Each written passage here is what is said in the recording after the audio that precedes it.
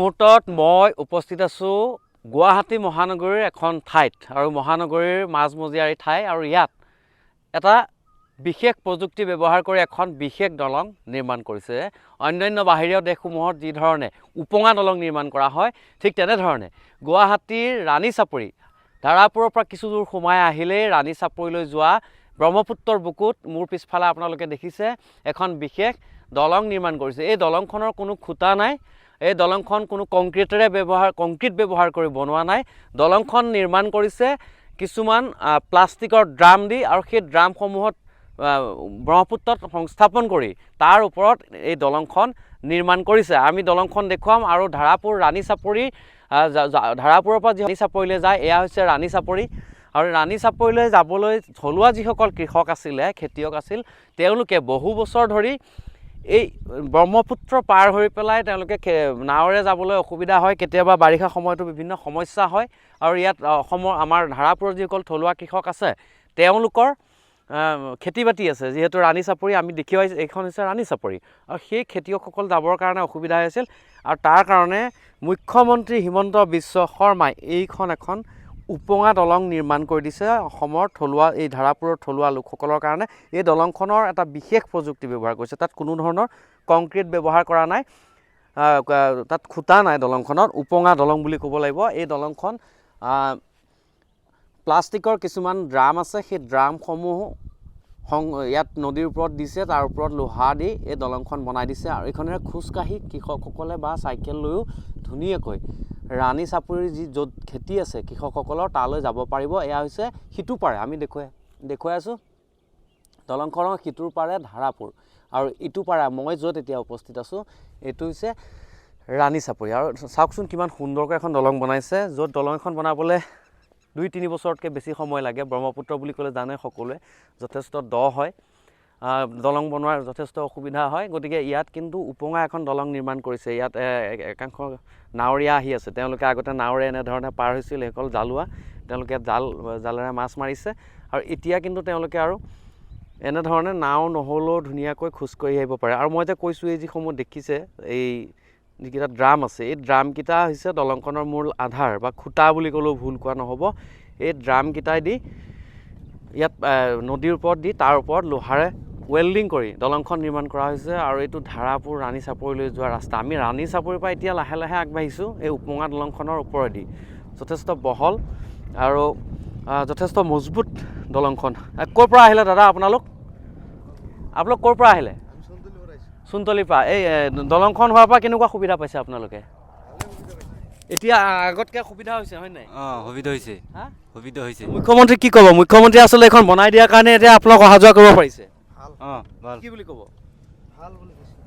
আপোনালোকে মাছ মাৰি আহিলে নেকি?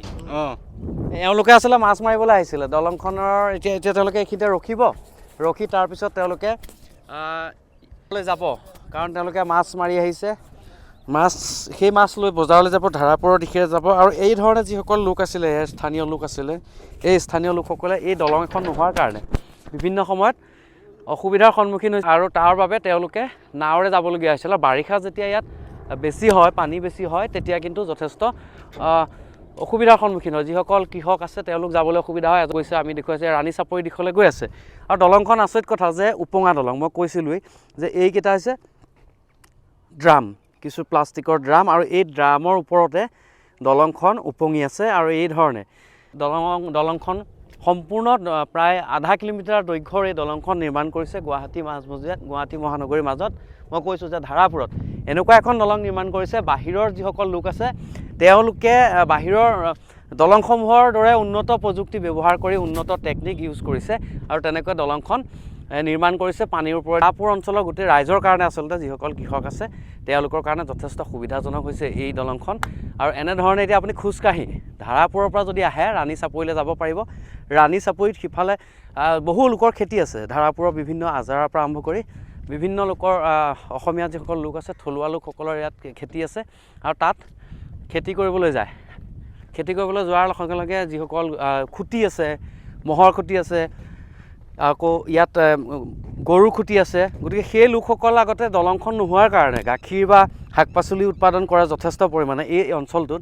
গতিকে এই লোকসকলে দলংখন নোহোৱাৰ কাৰণে পূৰ্বতে কি হৈছিলে তেওঁলোক আহিব পৰা নাছিলে বা নাৱলৈ ৰখি থাকিবলগীয়া হৈছিলে কিন্তু এতিয়া সেই যি সমস্যা আছে সেই সমস্যা তেওঁলোকৰ আঁতৰিলে মই অকণমান পাৰিলে এইফালে চেষ্টা কৰিম যে দলং ইয়াত অকণমান পানী শুকাইছে কিছু মই ইয়াত অকণমান নামিবলৈ চেষ্টা কৰিম দলংখন অকণমান দূৰৰ পৰা দেখুৱাম তলটো কেনেকুৱা আচলতে মই দলংখনৰ পৰা নামিছোঁ কিছু ইয়াত যিহেতু পানী যথেষ্ট কম গতিকে এইখিনিতে পানী নাই দলংখনৰ কাৰণে অকণ আগলৈ গ'লে সেইখিনিৰ পৰা আকৌ পূৰা পানী আছে সেইখিনি পানী ইফালে মোৰ পিছফালেও পানী আছে সেইখিনিৰ পৰা গতিকে মাজত পানী শুকাই যোৱাৰ কাৰণে এইখিনি অকণমান ইয়াত অকণমান শুকাই গৈছে কিন্তু যেনেধৰণে বনাইছে তেনেকৈ এয়া দেখুৱাম এতিয়া আচলতে দলংখন চাওক কি প্ৰযুক্তি ব্যৱহাৰ কৰিছে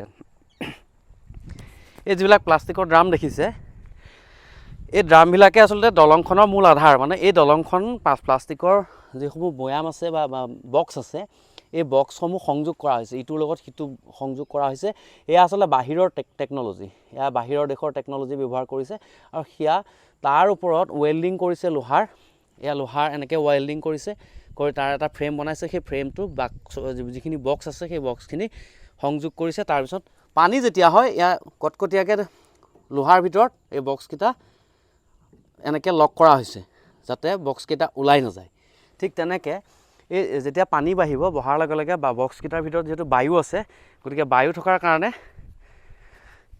দলংখন আপোনা আপুনি ওপৰলৈ গুচি আহে আৰু ইয়াত কোনো বেলেগ একো চিন্তা কৰিবলগীয়া কথা নাই কোনো ধৰণৰ একো অসুবিধা নহয় দলংখন ধুনীয়াকৈ বক্সৰ কাৰণে দাং খাই যায় বা উপঙি উঠে আৰু এনেকৈ এই দলংখন নিৰ্মাণ কৰিছে আপুনি সন্ধিয়া সময়ত ইয়াত খোজকাঢ়িবলৈ অসংখ্য লোক আহে এই দলংখন চাবলৈ এতিয়া বহুত লোক আহিছে আমি দেখুৱাইছোঁ এইখন ধাৰাপুৰত আছে ৰাণী চাপৰিৰ কথা সকলোৱে জানে আৰু এই ধাৰাপুৰৰ পৰা ৰাণী চাপৰিলৈ গ'লে এই দলংখনেৰে আপুনি এতিয়া ব্ৰহ্মপুত্ৰৰ মাজেৰে খোজকাঢ়ি যাব পাৰিব আপোনাক এতিয়া নাৱত যাব নালাগে বা নাৱলৈ অপেক্ষা কৰিব নালাগে ব্ৰহ্মপুত্ৰৰ মাজেৰে এনেকৈ এই দলংখন এনেকৈ খোজকাঢ়ি সেয়া ধাৰাপুৰ মোৰ পিছফালে ধাৰাপুৰৰ পৰা আপুনি খোজকাঢ়ি ৰাণী চাপৰিলৈ যাব পাৰে অন্যথা সিফালেও জগন্নাথ মন্দিৰ বুলি এটা মন্দিৰ আছে জগন্নাথ মন্দিৰলৈ আপুনি যাব পাৰে আহক আমি অকণ আগলৈ গৈ থাকোঁ দেখুৱাইছোঁ যথেষ্ট পানী আছে ইয়াত এইখিনিতে যথেষ্ট পানী আছে গতিকে দলংখন এইখিনিতে উপঙি আছে আৰু মই য'ত নামি দেখুৱাইছিলোঁ